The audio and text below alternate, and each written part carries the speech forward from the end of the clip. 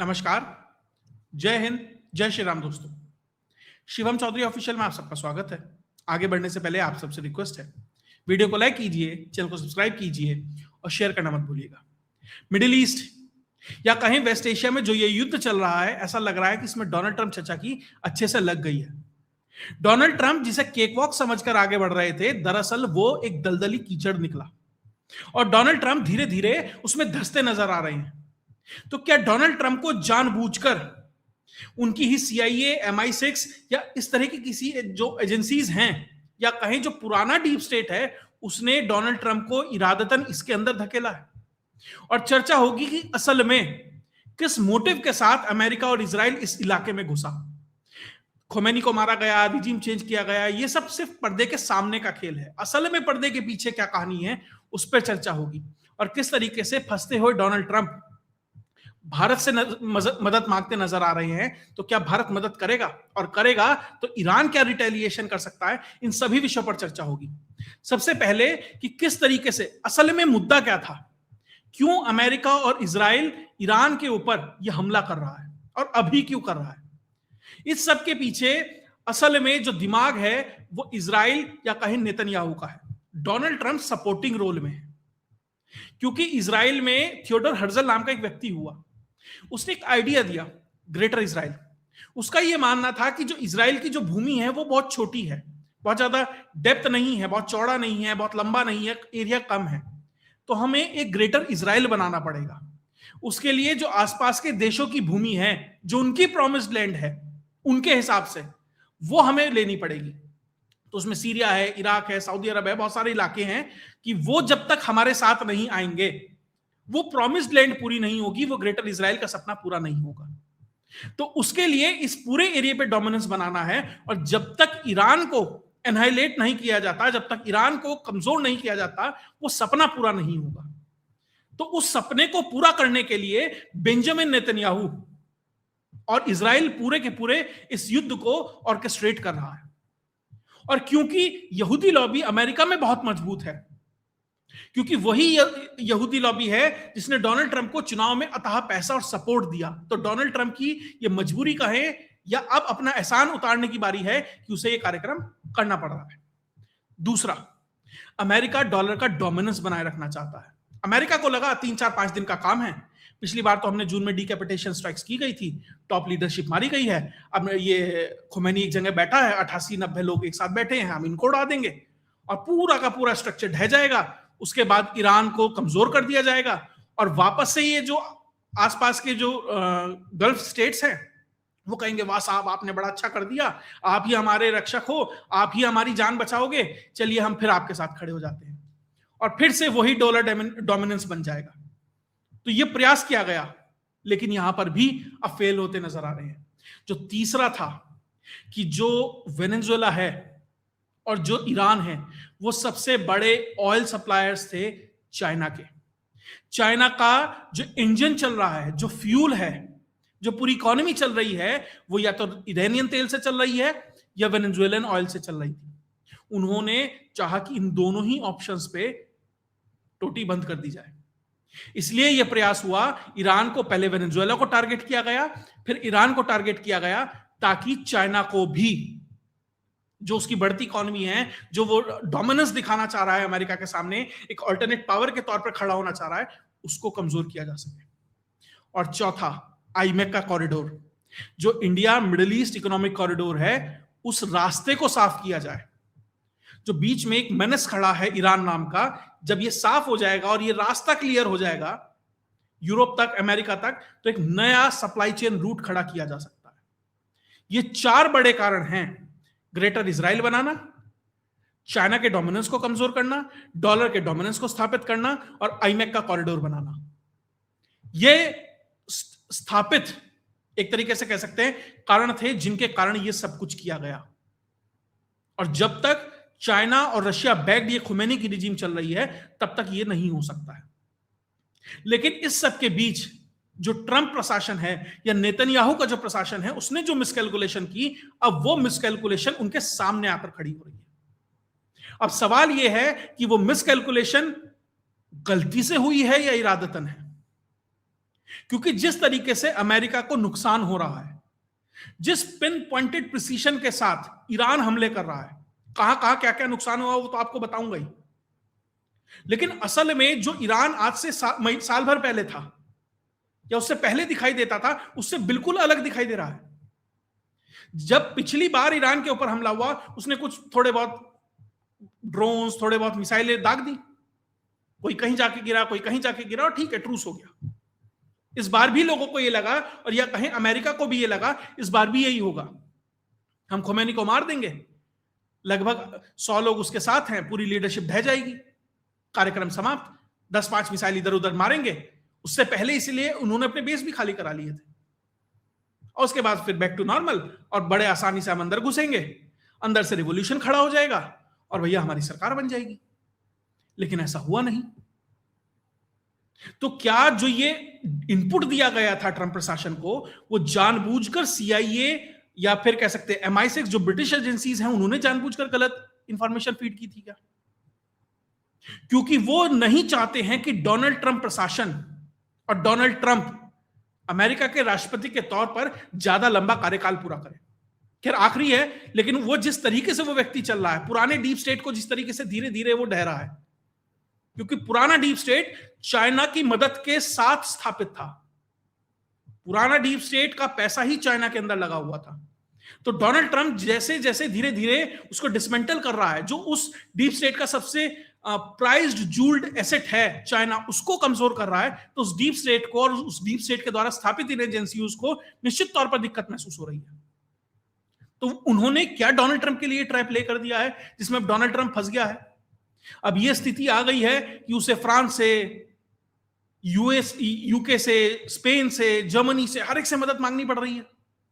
स्थिति यह आ गई है कि वो डोनाल्ड ट्रंप जो कुछ दिन पहले तक ये कह रहा था कि प्रधानमंत्री नरेंद्र मोदी की राजनीति खत्म कर दूंगा, क्या वो भारत से मदद मांगने को मजबूर होने वाला है क्या? और वो सब ट्रैप क्या इन एजेंसीज ने बिछाया है? क्योंकि ईरान जिस पिन पॉइंटेड प्रिसीशन के साथ, मैं ये नहीं कह रहा कि ऐसा है, लेकिन सवाल यह है क्या ऐसा भी है। क्योंकि डोनाल्ड ट्रंप ने क्या किया या अमेरिका ने क्या किया, अपने सारे के सारे जितने भी जवान थे, जितने भी फोर्सेस थे, वो सारे सभी बेसिस से निकाल के लग्जरी होटल्स में बिठा दिए। यूएई में तो बल्कि एक जो AWS जो डेटा सेंटर था अमेज़न का, और जो उनके सिपाही थे वो लगभग ऊपर नीचे वाले फ्लोर पर थे, और ये ईरान को पता था। अभी तक तो हम ये मानते थे मुसाद को सब पता है, अभी तक तो हम ये मानते थे शिनबेत को सब पता है या CIA को सब पता है। ये अचानक से ईरान को कैसे पता लगने लगा कि भैया उस बिल्डिंग की उस फ्लोर पे इतने लोग रह रहे हैं और वहीं जाकर ड्रोन घुसना है? या तो अमेरिकन प्रशासन में से ही कोई है जो इस पूरे के पूरे मिशन को सैबोटाज करने में लगा है, और ट्रंप के लिए ईरान को उस अगला यूक्रेन और वियतनाम बनाने पे तुला है, या फिर भैया अब ईरान के पीछे चाइना और रशिया खड़े हो गए हैं और वो ऐसा जानकारी दे रहे हैं। दोनों ही स्थिति में डोनाल्ड ट्रंप के लिए, बेंजामिन नेतन्याहू के लिए, अमेरिका और इजराइल के लिए अब ईरान को कंटेन करना मुश्किल हो रहा है। उसका सबसे बड़ा कारण यह है कि ईरान मात्र एक देश नहीं है, वो एक सिविलाइजेशनल स्टेट है।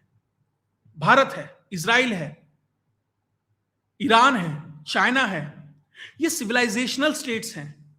रशिया है, आप इनकी लीडरशिप मार दीजिए, लेकिन जो इन देश में रहने वाले जो लोग हैं, जो second third line of leadership है, उसके लिए देश बहुत इंपॉर्टेंट है, वो सिविलाइजेशन है उनके लिए।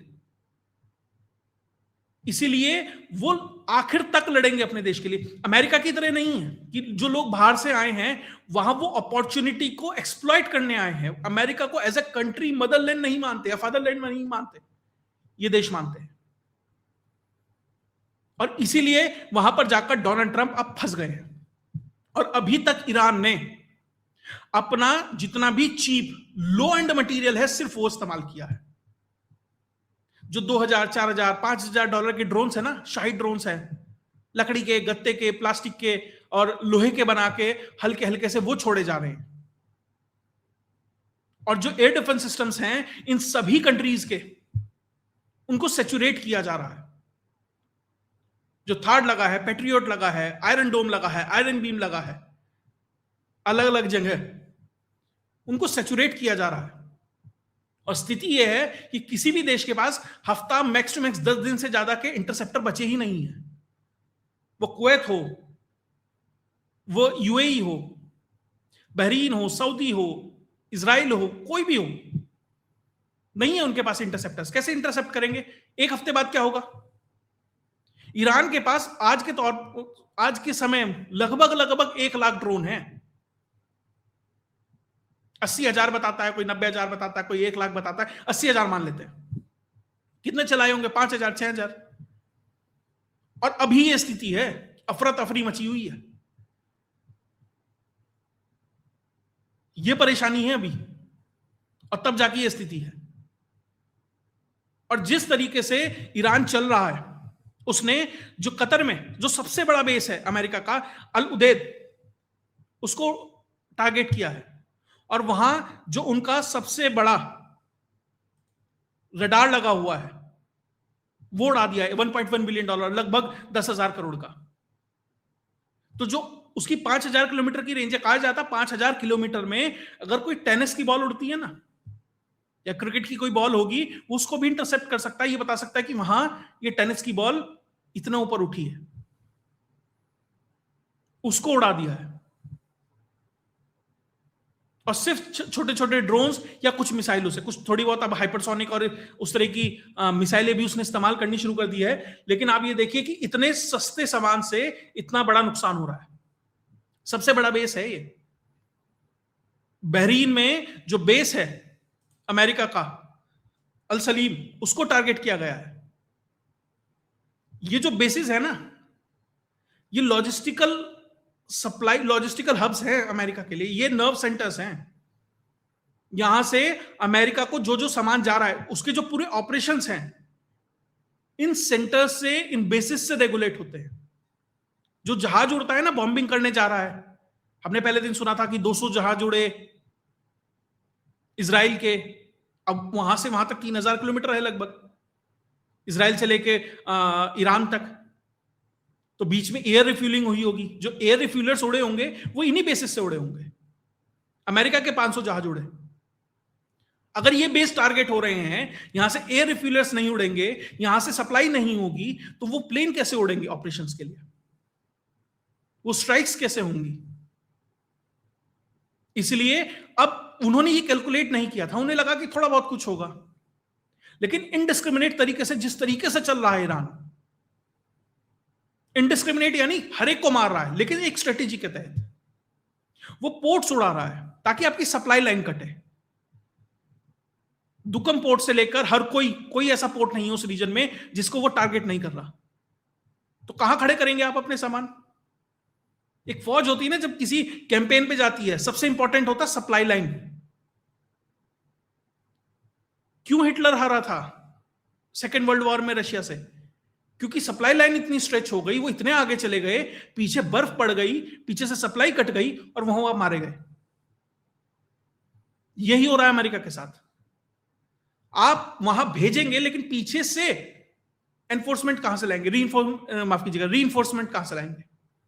जो जो पोर्ट से आप ला सकते थे, वो तो ईरान ने करने शुरू कर दिए।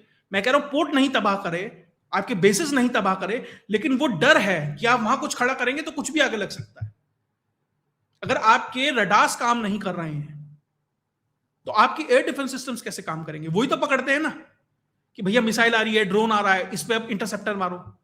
पता ही नहीं लगेगा तो कैसे मारेगा?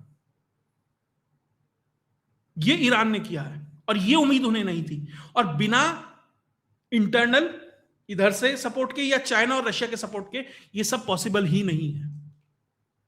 तो ईरान को अमेरिका का यूक्रेन बनाया जा रहा है। इसीलिए वेनेजुएला से रशिया और चाइना पीछे हट गए थे कि ठीक है, एक मौका, एक जगह गई, इसे यहां फंसाएंगे, उसे मतलब एक तरीके से घसीट के लाए इधर। वो बेट था जिसमें आकर ये फंस गए। फिलहाल की स्थिति में कल क्या होगा? अमेरिका हो सकता है कुछ बड़ा, कुछ ऐसा चला दे कि भैया सारा ही मामला एक धक्के में ही निपट जाए, लेकिन अभी तक वो इसी स्थिति में है। ऊपर से आपने पूरी की पूरी इरानियन जो लीडरशिप है उसको एक झटके में मार दिया। जो ऊपर की लाइन थी वो खत्म कर दी, फिर आपने दूसरी लाइन भी खत्म कर दी, अब तीसरे के पास ऑर्डर्स नहीं है, उसे ये नहीं पता मुझे किसकी सुनना है, वो ये मान के चल रहा है कि जो लास्ट ऑर्डर है मुझे वो फॉलो करने। और अभी आईआरजीसी की लगभग 31 यूनिट अलग अलग रीजन की वो काम कर रही है, इंडिपेंडेंटली काम कर रही हैं, और जहां मौका मिल रहा है, जैसे मौका मिल रहा है, कार्यक्रम चालू करे हुए हैं। आप कैसे उसमें कोऑर्डिनेशन बनाएंगे, कैसे उसे रोकेंगे? आपने एक भी व्यक्ति ऐसा नहीं छोड़ा जिसके साथ बैठकर आप बातचीत कर सके। अब नया सुप्रीम लीडर आया है मोजताब नाम से, जो खुमैनी का बेटा है, उसको बनाया गया है। पहले अली रजा बना रहे थे, उसे भी निपटा दिया, अब इसे भी निपटा देंगे। किससे बात करोगे? और जब तक बात नहीं होगी, जब तक कोई एक तरीके से नेगोशिएशंस नहीं होंगी, और ऐसे ही चलता रहेगा। अमेरिका की स्थिति यह हो गई है कि उसे अब अपने सभी साथियों से कहना पड़ रहा है, भैया सामान भेज दो, क्योंकि अमेरिका की प्रोडक्शन कैपेबिलिटीज ऑलरेडी स्ट्रेच हो चुकी हैं यूक्रेन के अंदर। बहुत ज्यादा वो साल भर में बनाते नहीं है।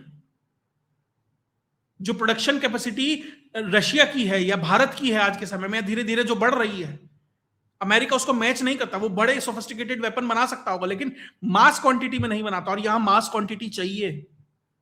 आप एक घंटे में 50-100 मिसाइल मार रहे हैं, 50-100 इंटरसेप्टर्स मार रहे हैं, और आप उतना साल भर में बनाते हैं। यानी साल भर का सामान आप घंटे 2 घंटे या ज्यादा एक दिन में खपा रहे हैं। फिर और आपको लगा 700 प्लेन जाएंगे, 200 उनके, 500 हमारे, काम हो जाएगा। अब फंस गए हो और अब चिल्ला रहे हो। यह स्थिति है।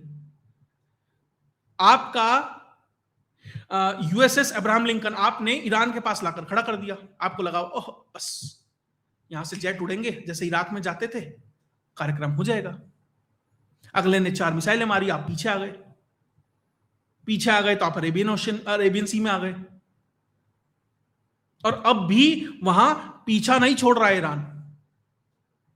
अब्राहम लिंकन पर नहीं, लेकिन एक यूएस नेवी का एक डिस्ट्रॉयर आज अरेबियन सी में लगभग 650 किलोमीटर जो ईरानियन कोस्ट से दूर उन्होंने टारगेट किया है।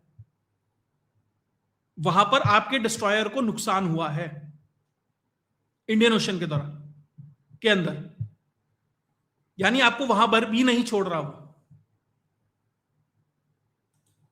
और अब आप ये कह रहे हैं कि जो स्ट्रेट ऑफ हॉर्मुज जो उसने बंद कर दी है ईरान ने, हम उसे सिक्योर करेंगे।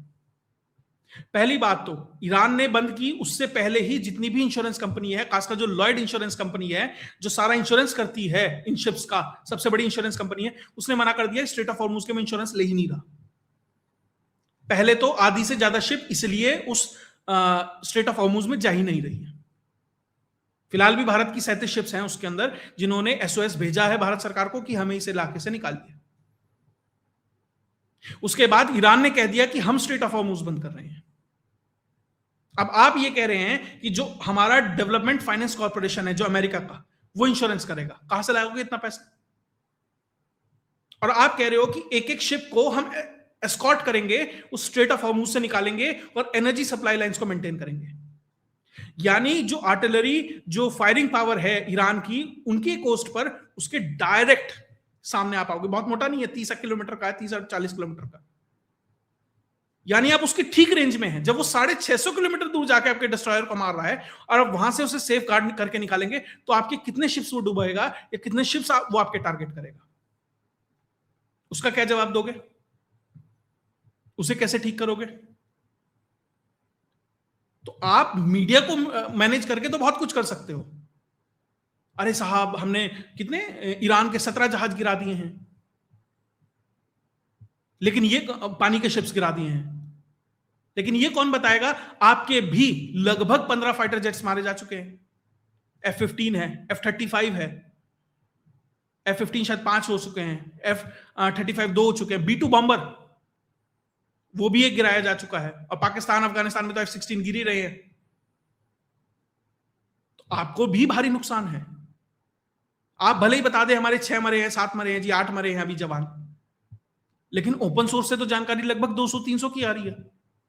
और जब इतने बॉडी बैग्स आपके यहां पहुंचेंगे, तो आप कैसे जवाब देंगे अपनी जनता को? सबसे ज्यादा बड़ा डर होता है अगर अमेरिका में इन बॉडी बैग्स का होता है। तो आपके फाइटर जेट्स गिर रहे हैं, आपकी सप्लाई लाइन सिक्योर नहीं है, आपके डिस्ट्रॉयर्स पे हमला हो रहा है, और अगर सही जानकारी इजराइल से नहीं आ रही है तो इसका मतलब ये तो नहीं है इजराइल में कोई नुकसान नहीं हो रहा है। तेल अवीव में जिस तरीके से इजराइल के ऊपर ईरान हमला कर रहा है, तेल अवीव का एक बड़ा हिस्सा कुछ कुछ गाजा जैसा दिखने लगा है। हाइपरसोनिक मिसाइल मारी है, वो भी 9 वॉरहेड वाली, और वो भी जब इजराइल के ठीक ऊपर थी तब जाकर वो 9 वॉरहेड निकले ताकि आप इंटरसेप्ट ही ना कर सके, और एक भी हाइपरसोनिक मिसाइल आप इंटरसेप्ट नहीं कर पाए। और ये थिएटर अब एक्सपेंड होगा और लंबा चलेगा। जिसे आप 4 दिन का युद्ध बता रहे थे, फिर 4 हफ्ते का युद्ध बता रहे थे, ये लंबा चलेगा अनटिल एंड अनलेस आप कुछ बड़ा इस्तेमाल कर दें या आप पीछे हट जाए। आज की स्थिति में कमोबेश स्थिति यही होती दिखाई दे रही है, और सप्लाई लाइन इतनी श्रिंक हो रही है, कतर ने नेचुरल गैस की सप्लाई लाइन बंद कर दी है। वो कह रहा है हम दे नहीं सकते क्योंकि हम यहां चलाएंगे हमारे ऊपर हमला हो जाएगा। जो सऊदी की सबसे बड़ी रिफाइनरी है रास तनुरा, उसके ऊपर दोबारा अटैक किया ईरान ने, जिसकी वजह से पूरी दुनिया में अब कतर ने बंद कर दिया तो सब नेचुरल गैस की किल्लत होने लगेगी। इसलिए अब यूरोप कह रहा है रशिया वालों से, ऐसा है यूक्रेन वालों, गैस पाइपलाइन आती है, उसे छेड़ाछाड़ी मत करना, हम रूस से धीरे से ले लेते हैं। जितने ये इकट्ठे होकर ट्रंप के पास जा रहे थे ना, अरे पुतिन साहब का इलाज करो, अब पुतिन साहब ही इनके घर के अंदर गैस पहुंचाएंगे, ये स्थिति है, ये मिसकैलकुलेशन है अमेरिका की। तो आप जिस डी डॉलराइजेशन से बचने के लिए जा रहे थे, ये उसे एक्सेलरेट कर रहा है, आपसे दूर जा रहा है यूरोप, मिडिल ईस्ट। क्योंकि सऊदी अरब का क्या कह रहा है वो शेख, अरे अमेरिका तो हमें बचा ही नहीं रहा, जो कर रहा है इजराइल के लिए कर रहा है, इजराइल को बचा रहा है। तो आपने जो जो जो जो कैलकुलेशंस की, वो धीरे धीरे धीरे धीरे सारी डेमोलिश हो रही है, कम से कम अब तक। और आप कितना भी कुछ कहें, हमने कारपेट बॉम्बिंग कर दी है, 50 वहां मार दिए हैं जी, आज नया लीडर भी मार दिया, कल दूसरा भी मार दिया, आप रोज एक मारिए, वो रोज नया लीडर खड़ा करेंगे। क्योंकि ईरान इसकी तैयारी पिछले 25 साल से 30 साल से कर रहा है। ईरान इसकी तैयारी 1979 से कर रहा है, जिस दिन से वो तथाकथित इस्लामिक रेवोल्यूशन हुई। मैं किसी के पक्ष में नहीं बोल रहा या किसी के विरोध में नहीं है कि मुझे ईरान से बहुत दुश्मनी है, इनसे बहुत मोहब्बत है या वाइस वर्सा, ऐसा कुछ नहीं है। जो युद्ध में आज की स्थिति है, जो दिखाई दे रही है, उस पर चर्चा हो रही है। और ईरान ने अब तक 3 ऐसे देश थे जिस पर हमला नहीं किया था, जो अमेरिकन बेसिस को या अमेरिकन फोर्सेस को जंगे दे रहे थे। टर्की, अजरबैजान और पाकिस्तान। अजरबैजान के बाकू में कल मिसाइल लदा की गई, और इजराइल वहां से सारी सप्लाई और ये सब करता है ईरान के अंदर। पिछली वीडियो में बताया था, जिनका राष्ट्रपति था रईसी, जो मारा गया था, उसी बॉर्डर पर मारा गया था। अब टर्की के ऊपर भी हुआ है। जो टर्की है उसकी तरफ से बयान आया है, उसकी डिफेंस मिनिस्ट्री की तरफ से, कि उनके ऊपर भी मिसाइल मारी गई थी, उसे इंटरसेप्ट कर लिया है। अब बारी पाकिस्तान की है, क्योंकि 2 तो निपट लिए। और पाकिस्तान के साथ दिक्कत यह है, इसने सारा का सारा एयर डिफेंस सिस्टम उठा के सऊदी को भेज दिया, क्योंकि शेख साहब ने मंगवाया था। पिछली वीडियो में उसको विस्तार में बताया कि कौन कौन से डिफेंस सिस्टम्स वहां गए हैं, कब गए हैं, कैसे गए हैं, किसने क्या बात करी, सब कुछ है। तो पाकिस्तान की भी लगने वाली है। वहां से आप जो सर्वेलेंस करते थे, जो वहां से शॉर्टेज हो रही थी आपके साजो सामान की, वो सब अब कैसे होंगी। तो ये निश्चित तौर पर अमेरिका के लिए, उनके साथियों के लिए चैलेंज धीरे धीरे बढ़ता तो जा रहा है इस इलाके में। और ऊपर से जो आपके F-15 गिरते दिखाई दे रहे हैं, उसमें कोई मिसाइल की ट्रेल तो दिखाई नहीं दी। तो क्या जैमर्स, एनर्जी डायरेक्टेड वेपन्स का इस्तेमाल किया गया किसी और के द्वारा? या जैसे शायद परसों वाली वीडियो में मैंने बताया था कि इराक में बैठकर किसी शिया ग्रुप ने कुछ ऐसा उसके पास है कि वहां से वो इस्तेमाल करके कुवैत की चीजें गिराई गई। तो इन चीजों के पढ़ने अमेरिका शायद इस चीजों को कैलकुलेट नहीं कर पाया। ठीक है, डैमेज होते हैं किसी भी युद्ध में, और अमेरिका के पास वो काबिलियत है, अगर 100 जहाज भी गिर जाए उसे फर्क नहीं पड़ेगा। लेकिन उसकी जो आर्म्स एंड एम्युनिशन की इंडस्ट्री है, वो तो इसी ऑप्टिक्स पे चलती है ना, कि भैया देखो कितना अच्छा जहाज है। और इस युद्ध में पहली बार हुआ है कि किसी F-35 ने पहली बार किसी मैन्ड एयरक्राफ्ट को टारगेट करके उसे गिराया है। अब तक F-35 का रिकॉर्ड समझ लीजिए कैसा रहा होगा फिर। और F-35 दो F-35 भी अब गिर चुके हैं, जो सबसे महंगे जहाज हैं अमेरिकन बेड़े के। ये स्थिति है। और अब ये जो वॉर है ना, धीरे धीरे धीरे एस्केलेट होकर हिंद महासागर में आ गई है। तो अब क्या भारत भी इसमें खींचा जाएगा? क्योंकि भारत में जो विशाखापट्टनम है उसमें इंटरनेशनल फ्लीट रिव्यू 2026 एक्सरसाइज चल रही थी। लगभग 74 देशों की नेवी उसके अंदर मौजूद थी। जापान है, कोरिया है, यूके है, ईरान है, भारत, मतलब ऐसा करके 74 देश थे। तो ईरानियन शिप्स भी वहां पर थी, अमेरिका की भी आना था, यूएसएस पिंक ने, लेकिन वो आया नहीं। और जब ईरानियन शिप यहां से वो एक्सरसाइज खत्म करके जा रही थी, आज ही जो श्रीलंका है, श्रीलंका के दक्षिण में ये उसका रूट था, ऐसे जा रही थी वो। गॉल नाम की एक जगह है, उससे 30 या 40 नॉटिकल माइल साउथ में अमेरिका की एक सबमरीन ने टॉर्पीडो से हमला करके उसे डुबा दिया है। यानी कि अब पहले अरेबियन सी में अमेरिकन डिस्ट्रॉयर के ऊपर हमला हुआ है, अब भारत के ठीक दक्षिण में, श्रीलंका के और 30-40 नॉटिकल माइल दक्षिण में कहा यह जा रहा है कि इंटरनेशनल वाटर्स है। तो भारत उसके ऊपर बहुत ज्यादा ना बोल सकता है ना कुछ रिएक्ट कर सकता है, लेकिन हाँ कंसर्निंग सिचुएशन है, अलार्मिंग सिचुएशन है। उसकी फुटेज भी जारी की है यूएस ने।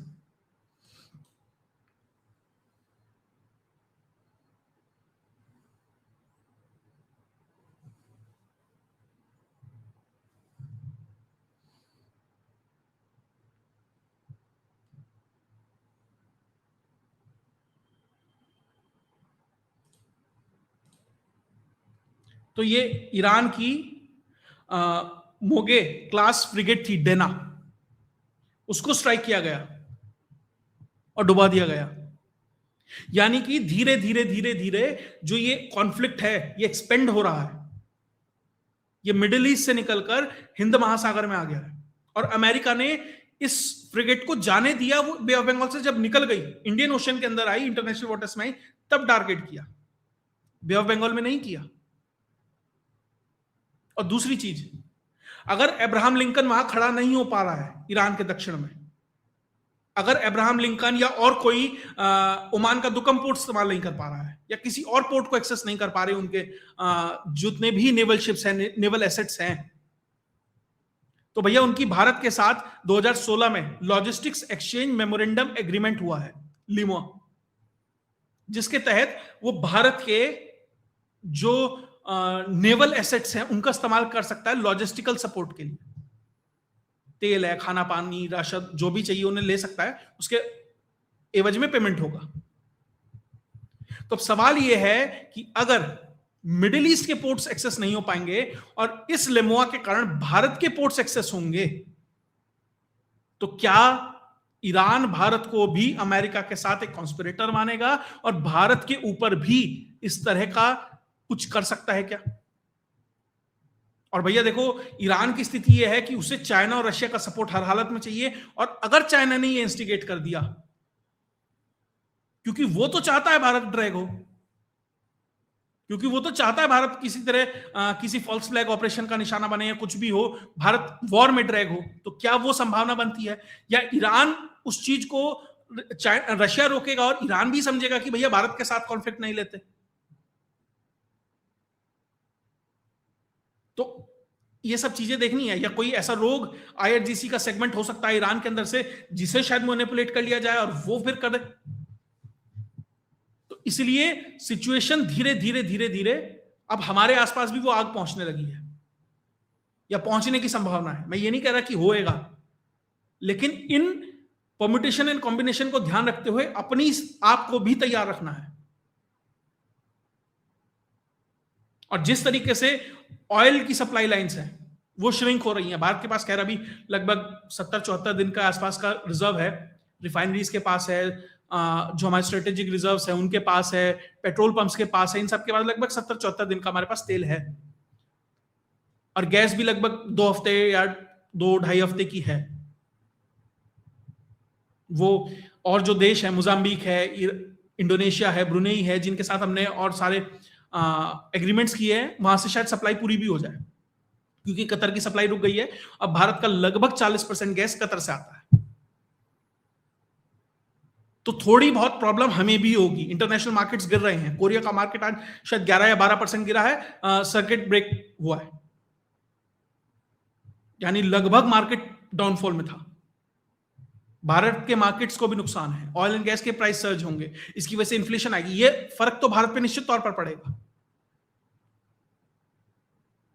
लेकिन क्या वो डायरेक्ट जो अटैक वाला थ्रेट है, या भारत का कोई एसेट इंडियन ओशन अरेबियन सी में होगा, उस पर कोई स्ट्राइक की जा सकती है क्या, या किसी तीसरे एलिमेंट के द्वारा कोई फॉल्स फ्लैग किया जा सकता है क्या, ताकि भारत उसमें उलझे?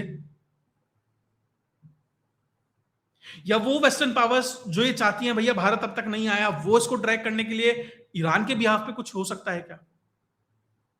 निश्चित तौर पर जो दिल्ली में बैठे होंगे लोग, वो इन सब चीजों को ध्यान रख रहे होंगे, वो समझ रहे होंगे कि युद्ध है, कुछ भी हो सकता है, ना कोई साथ है ना कोई खिलाफ है, सब अपने इंटरेस्ट के साथ हैं, और उनका इंटरेस्ट सधेगा तो आपको किसी भी तरीके से पोक कर सकते हैं।